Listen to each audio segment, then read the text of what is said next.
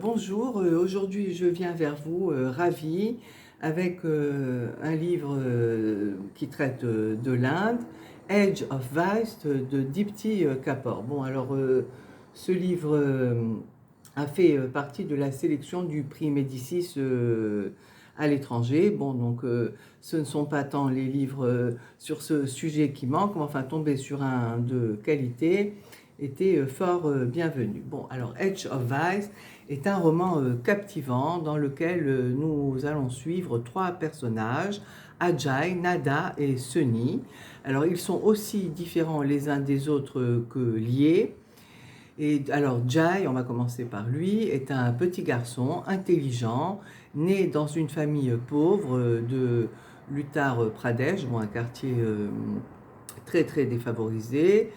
Et à la mort de son père, il sera vendu comme esclave à une richissime famille qui se retrouvera à l'élever et l'éduquer.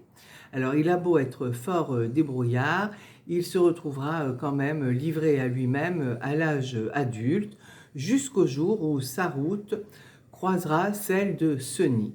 Alors Sunny est un jeune homme riche dont le père est un homme très influent et puissant, et il décidera d'aider Jay en le prenant à son service. Puis arrivera Neda, donc la troisième protagoniste, qui est une brillante journaliste qui a à cœur de mettre à jour les malversations et le vice pourrissant l'élite du pays. Alors on va se laisser embarquer dans la vie de ces trois personnages extrêmement attachants. Alors la vie en Inde est extrêmement bien décrite. Ceci, rien de nouveau sous le soleil, misère et luxure, honnêteté et malversation, modernité et tradition, drogue, violence, soumission, cruauté. Vous n'échapperez à rien. Et c'est un roman foisonnant, un peu trop parfois. Enfin, ne vous inquiétez pas, on retombe très très bien sur ses pattes. Alors, ces trois visions, trois vécus, avec une même histoire, ne manqueront pas de vous embarquer. C'est un livre dément, énorme, choquant, et à l'ère du vice, là où les liens qui unissent sont aussi ceux qui tuent. Bref, une remarquable fresque sur l'Inde. Euh, à ne pas manquer. Voilà, donc Age of Vice de Dipti Kapoor.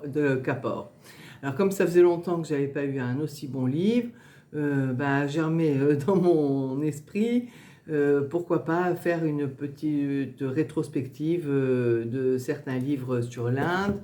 Euh, je pense que vous n'avez pas, enfin j'espère que vous n'avez pas oublié le fameux Shantaram de Gregory David Roberts. Qui nous décrivait aussi cette Inde tout à fait cruelle et paradoxale. Il y a l'illusionniste, il y a la perte en héritage, jour de pluie à Madras. Bon, celui-là, il était un peu plus léger, c'était l'envol du Sari, gentillet.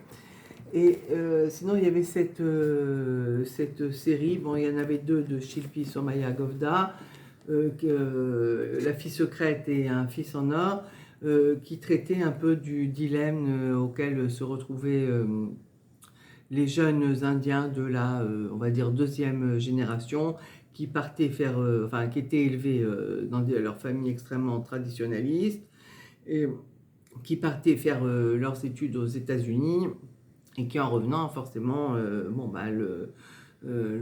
leur regard avait un peu évolué, et puis ils n'avaient pas forcément envie de vivre tel que leurs parents auraient souhaité.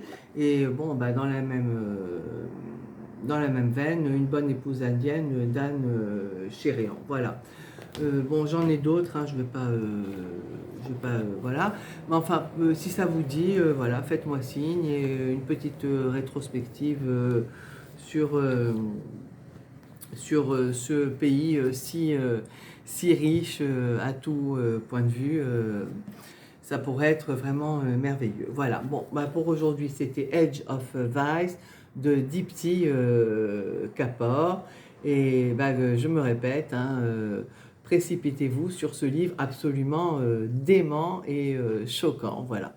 Et bah, sur ce, je vous dis à très bientôt pour une prochaine présentation.